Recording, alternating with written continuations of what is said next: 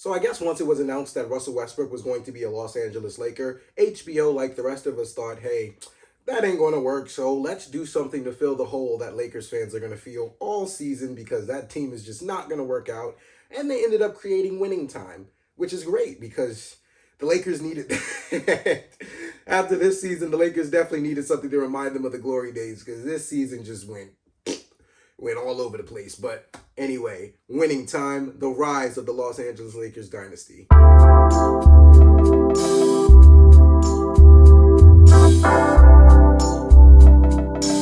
Hey guys, it's your guy in the chair here, and this is my review for Winning Time Season 1. Now, essentially, I'm not really going to be going through, every detail that happened in the show. It's going to be just like all my other season reviews. I'm just going to be going through little bits and pieces of stuff that I liked, what I did. There's nothing in this show that I didn't like, so I'm just going to be talking about everything in the show that I did like. But I'm just going to be going over a broad view of everything, just breaking up stuff and explaining it the way I want to. Essentially, it's history, so I don't necessarily think I have to give a spoiler warning. Some stuff is dramatized in the show, and I will point out if I'm ever talking about anything like that.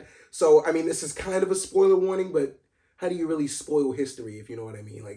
It's already happened. You can literally, Google most of this shit. So it's am I really spoiling the show? No, but I'll give a warning anyway, just because I'm a very courteous guy like that. So, spoiler warning in effect. Let's talk about the show. So to simply put it this way, guys, look, this was the best 10 weeks of my life. There are shows like Euphoria, Game of Thrones, where I look forward to every Sunday, and I really couldn't wait for that time to come where I'm watching the show. But for Winning Time, it was just different. From the very first episode, I knew this show was just gonna breathe. I knew this show was just gonna breathe a whole different type of life into me because one, it has to do with basketball. I love basketball, and two, the way they tell the story is just it's phenomenal. They want you to feel the same way Dr. Buss did all those years ago about basketball. They want you to feel like the way we feel about basketball now, or essentially the way basketball fans feel about basketball now. That's not how, people felt back in the day about basketball. They felt like it was going to die off at some point before Magic and Bird got into the league and it became what it is today. Essentially, it's crazy to think that there's one point in time where the NBA, really didn't think they were going to last more, beyond 5 years. After Magic, in the show they address this. Once Magic gets drafted and, they have the Magic and Bird debate, it's one of the GMs predicted, yeah, this league probably ain't going to last for 5 years. And it's crazy to think about stuff like that because the NBA is one of the biggest things in the world today. It's kind of hard to imagine at one point this league was not going to make it. And it's just incredible to see a story like this be told, from this kind of perspective. And it's it's crazy to see that, people like Magic and, Jerry West, they're trying to get ahead of the story and they want to change, the narrative a little bit. But essentially, I'm not listening to nothing they got to say. Look, as far as I'm concerned, this is what happened. There are certain dramatized stuff that happened in here too. But no, as far as I'm concerned, this is what happened. This is the real story. This is Magic Johnson right here, baby. This is Showtime. This is Showtime Lakers. So for me, look, every single episode was 10 out of 10. And the crazy thing about it is, even if every episode, it's like, I thought to myself throughout the season, I'm like, every episode can't be this good and one up itself every time. And it did that. The series did that every time. And honestly, a big factor in what made this show so good, it starts with the cast. The cast is absolutely out of this park amazing. The acting is so good in this show, it's almost documentary-esque. It's not even like I'm watching people portray Kareem Abdul-Jabbar, Magic Johnson, Larry Bird, Jerry West, Dr. Buss. I'm not watching essentially characters people portray these characters. I'm watching them on screen I'm watching them make history here. That's how I feel like watching this show. I feel like I'm watching an actual documentary, live footage. Somebody was there recording this whole thing play out, and this is the story it got. That's how accurate of a storytelling aspect this show has. It just captures so much from so many different characters. And it starts with Quincy Isaiah and Solomon Hughes. Quincy Isaiah plays Magic Johnson. Solomon Hughes plays Kareem Abdul-Jabbar. And like I said, guys, they do such a phenomenal job. Quincy Isaiah, he is Magic Johnson. He's got the smile. He's got the swag. He's got the ball handling, the flashy passing. He's got it all. He's got the Showtime aspect that Magic Johnson brought to the league. He is Showtime.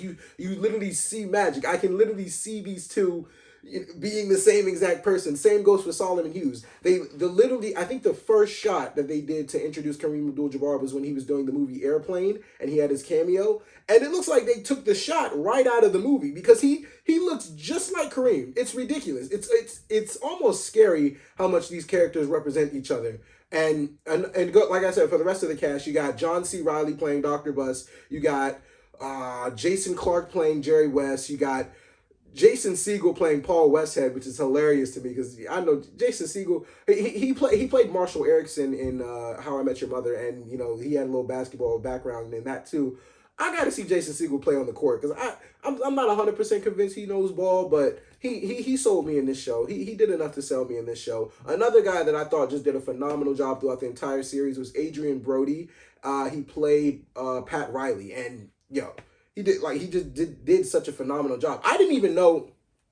Me personally, I'm a very big basketball fan. I don't know like everybody's background. Like I know who Pat Riley is. I just didn't know like his whole. I didn't know like after he retired from the league, he was going through it and he's trying to find a way back into the basketball world. And he ended up doing radio first for the Lakers before he got switched to the coaching job. And it's just really nice to see how the Lakers came to be. Like, this is one of the most popular franchises of all time. Like, to see where they were at one point and what, like, Showtime really turned them into, like, it's incredible. It's just... this show is amazing, guys. Like, I can't say that enough. Like, this show needs to be talked about throughout, until season 2 comes out. Like, I need this show to go up until in the very beginning of the series. They show Magic Johnson in a hospital. I think he was waiting on his results for his HIV testing. So I think it's going to go all the way up to that point. But I need this show to go for like 3 or 4 seasons. I need them to capture the entire Bird Magic rivalry. They can go all the way up until essentially Jordan beats them in the finals, and that's when the Jordan era begins. That's really where this show should end. Because I want to see so much more of this. This entire show just knocks it out of the park. They really give you the old school feeling of basketball. And like I said, from a storytelling perspective, they do such a great job. They do such a great... They film it from all different aspects. They break the fourth wall. They even do sometimes where like they're shooting it in different camera angles. Like they'll actually shoot it. Most of the show is shot in like a 70s to 80s style film roll, but there are some shots where they'll make sure that they bring inanimate objects to life. Like they'll make it a lot of fun for you. Essentially, the way Jerry Buss saw basketball, which was sex, cocaine, and great buckets, great baskets, and just a lot of fun. That's the way this show wants you to feel, and they make sure they do that by just doing so many out of character, out of whack things to make sure they keep you on your toes and make sure the story is very interesting to you. Even, that's what I'm saying, this show is so good, I don't even think you necessarily have to be a basketball fan to enjoy it. I think you just have to be a fan of good acting and great storytelling in general, and you're going to love everything about this show. Another part of the cast that I really felt like I should shout out, look, John C. Reilly as Dr. Buss and Wood Harris as Spencer Haywood.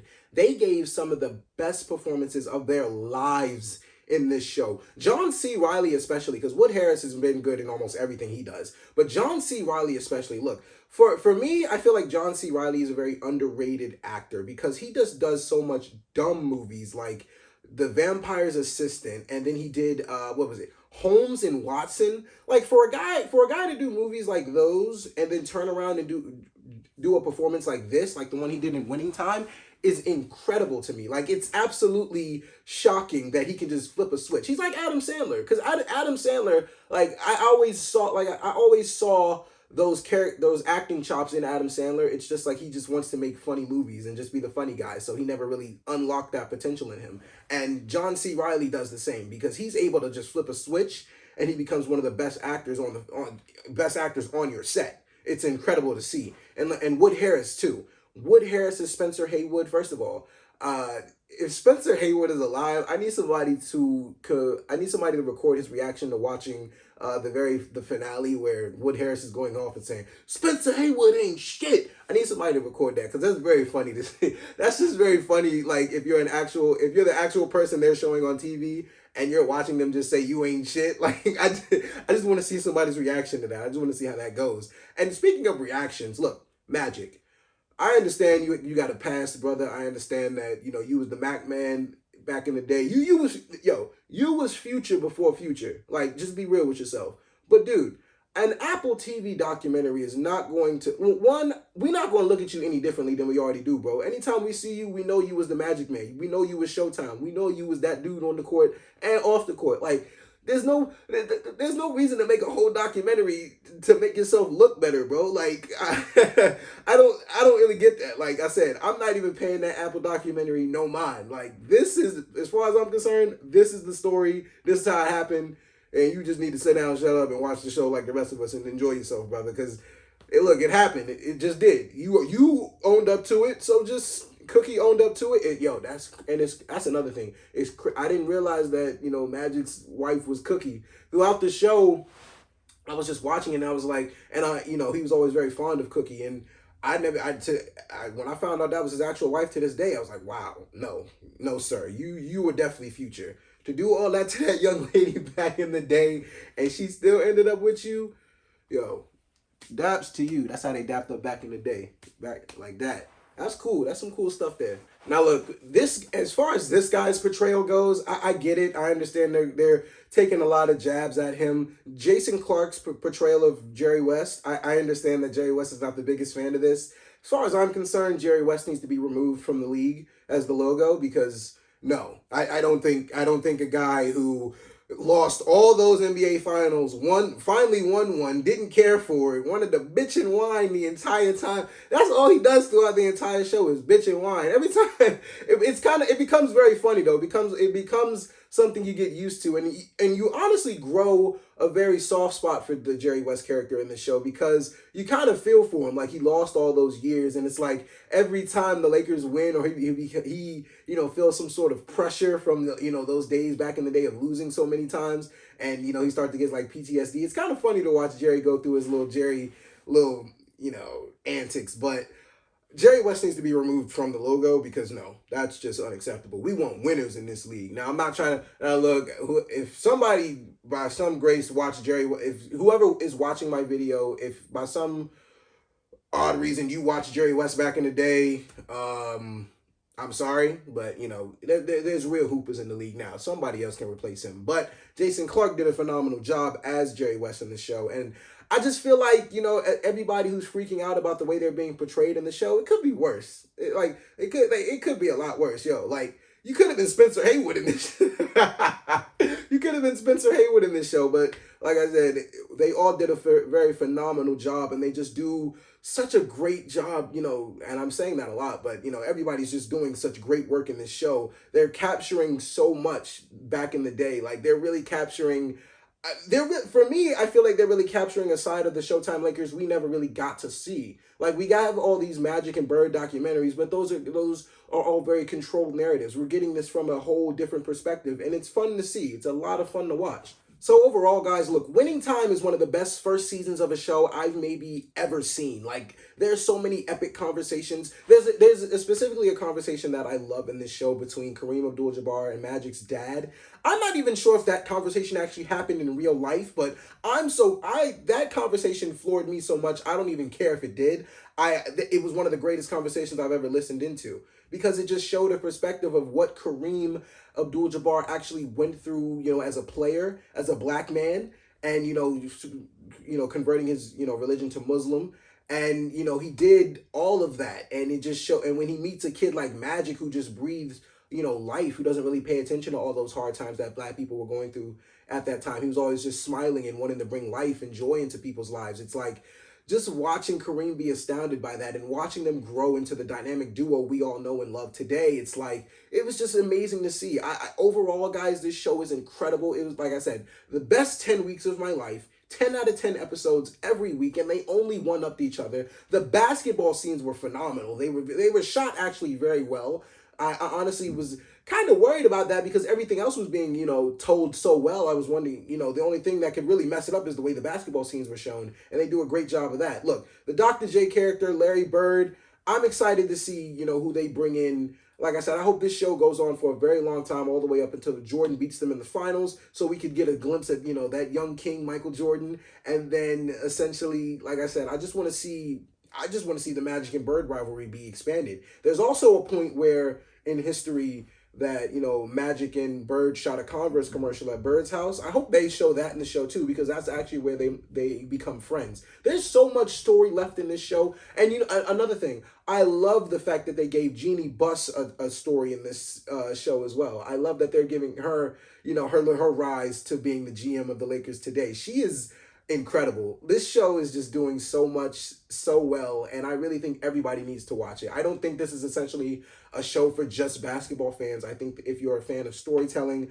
I think if you're just a fan of a good show in general, Winning Time is the show to watch. It gives you so much life, so much energy. The way that Dr. Buss saw basketball, you feel that in this show, and I feel like that's so important, and it's so rare to capture a way a man saw, like the way a man envisioned the league. You can feel that throughout a show. I feel like that's something that's not very easy to capture, and HBO did it. They made it seem like it was the most easiest thing to capture throughout the 10 weeks. And I just enjoyed this show so much. It's 10 out of 10 for me. So it's my favorite show of 2022 so far, and I think everybody should get a chance to watch it. It's just incredible, guys. So guys, that is my review for Winning Time Season 1. Look, Winning Time, have you seen it? What did you think about it? Leave a comment down below. Be sure to like and subscribe for me, guys. Thank you so much for watching. This has been your guy in the chair. More content coming to you soon.